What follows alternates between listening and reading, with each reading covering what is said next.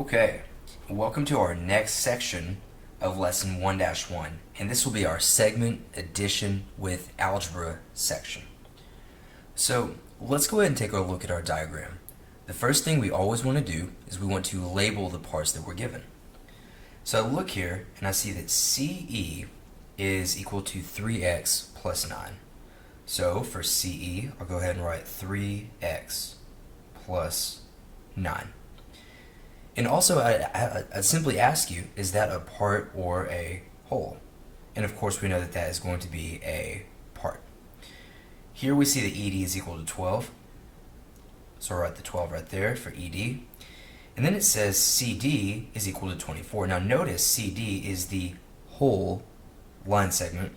So this is where I can use that little bracket to indicate the whole thing. And we can write 24. Now from here, I want you to think about the segment addition postulate. And I always want you to think of it as this idea. It's either going to be part plus part equals the whole, or it's going to be the whole minus the part is equal to the part. Now in this very specific case, it looks like we're given a part, 3x plus 9, or the CE. And I really want you to write out this formula with the letters first. And we're also given this part, ED. It's another part, it's a part plus part. And this is equal to the whole, and we know that the whole is CD.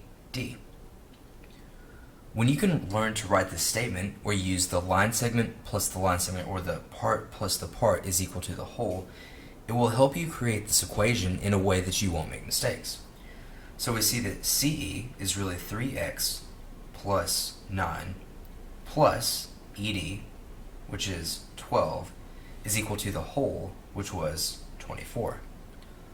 Now I want you to think back to our last video, and we know that on the left we have 3 or more terms, so we need to combine our like terms. And it looks like 9 and 12 are both constants, so I might combine my like terms. And on this very next line, we know that 9 plus 12 will give us positive 21, is equal to 24. Now remember, this is where we can go ahead and we can write Pemdas. I would highly encourage you to always do it with our arrow going up. We see the 3 times x, we have multiplication. We see the addition sign. And remember, to get rid of addition, we do the opposite, which is to subtract 21. You can draw that little dotted line through the equal sign. And remember, what we do to the left of our equation, we have to do to the right. So of course those go away, and now we have 3x equals 24 minus 21 is 3. Now ask yourself, how should we get rid of the multiplication? Well, we get rid of the multiplication by doing the opposite, which is to divide. And so we divide both sides by 3, and we wind up getting x equals 1. Alright, I would encourage you to pause that. I'm about to move on to the next example. And here we go. Okay, here we have example 2. And this says given BC is, and remember this little symbol here means parallel. So given BC is parallel to FA. And by the way, what does that mean? Well, BC is this line, and I'm going to draw an arrow there, and it's parallel to FA. And BC, so it's still BC, is parallel to ED. You can go over here to ED and draw that little arrow.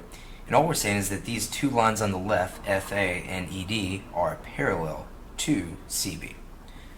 Now the other thing we want to label, it says find the value of x when f of a is equal to 3x minus 4.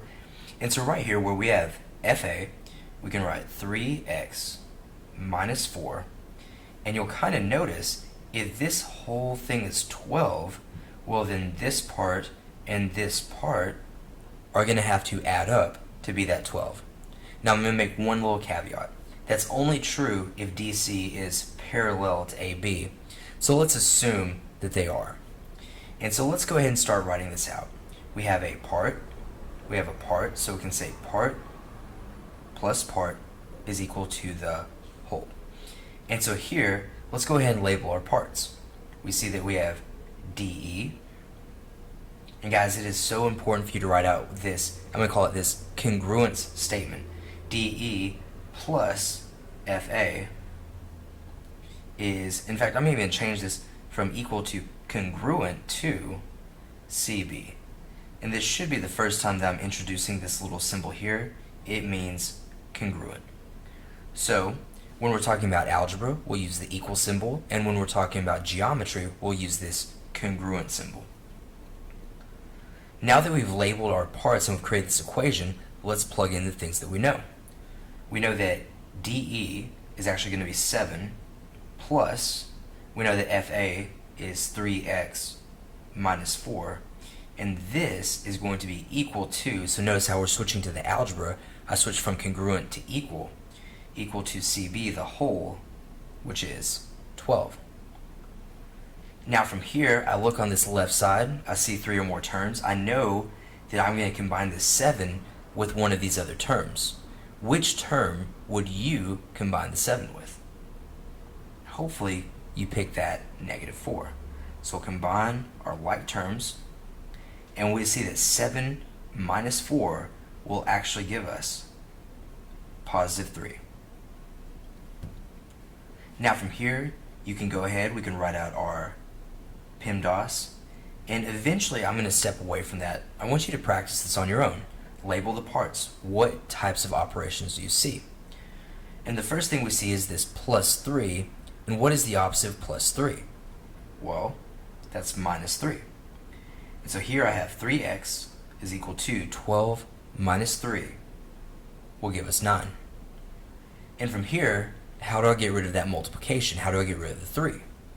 Well, the opposite. We divide both sides by 3, and we get x equals 3. Alright, I'd encourage you to pause the video, finish taking the notes, and I'll see y'all in our very next section.